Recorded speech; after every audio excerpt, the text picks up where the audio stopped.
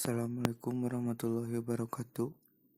Di sini saya akan mempresentasikan tugas individu di dalam mata kuliah proyek pengembangan perangkat lunak, yang dimana tugas ini sebagai salah satu syarat untuk melengkapi nilai di mata kuliah proyek pengembangan perangkat lunak.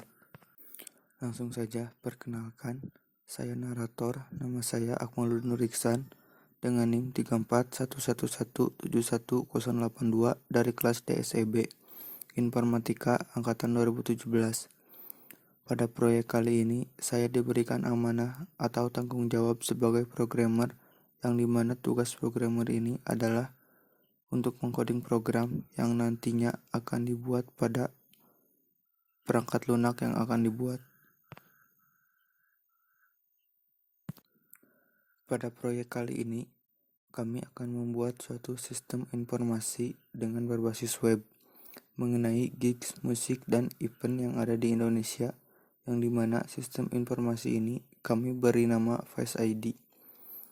Sistem informasi Face ID ini bertujuan untuk memudahkan customer atau user mencari informasi iklan mengenai event musik yang terdapat di daerah-daerah Indonesia. Di sini juga customer atau user dapat melakukan pemasangan iklan event musik yang akan mereka pasang. Dalam pengerjaan proyek perangkat lunak ini, kami mempunyai waktu selama 10 sprint, dan dalam pengerjaan sistem informasi Face ID ini, di mana dalam 10 sprint ini meliputi beberapa kegiatan seperti analisis requirement, desain aplikasi, implementasi, tester, dan dokumentasi. Pada proyek pembuatan sistem informasi ini, terdapat 8 orang anggota kelompok, yang dimana setiap anggota mempunyai peran dan tanggung jawabnya masing-masing. 8 orang anggota kelompok tersebut terdiri dari 1. Aldi Radunus Saputra sebagai Scrum Master, Yuda Hasan Fauzi sebagai Business Analyst, Muhammad Azki sebagai Desain Aplikasi, lalu saya Akmalul Nur Iksan dan Gilang Purnama sebagai Programmer, Bagas Trihatmoko sebagai Software Tester, dan ada Dola Febio dan Yoga Arianda sebagai Dokumenter. Meskipun setiap orang mempunyai perannya masing-masing, tetapi dalam pengerjaannya kami mengerjakan dengan saling bantu-membantu, dan setiap orang mempunyai atau diberikan tugas yang sama oleh Scrum Master. Misalkan, dalam proses implementasi atau pembuatan program, coding, semua orang ikut bertanggung jawab dalam proses tersebut, dan dalam pembuatan dokumen pun semua ikut membantu, begitupun dalam setiap sprintnya, sehingga pada proses pembuatan sistem informasi ini kami semua mempunyai kontribusi yang sama, meskipun masih terjadi miskomunikasi di dalam pengerjaannya. Seperti apa yang sudah tadi dibicarakan sebelumnya, kami mempunyai waktu selama 10 sprint dalam pengerjaan proyek ini. Di dalam 10 sprint ini, kami melakukan daily scrum, sprint, dan terdapat hasil dari apa yang dikerjakan dalam setiap sprintnya. Kali ini saya akan menjelaskan setiap yang kami lakukan selama 10 sprint tersebut. Yang pertama ada daily scrum. Daily scrum ini dilakukan selama 2 kali dalam setiap sprint.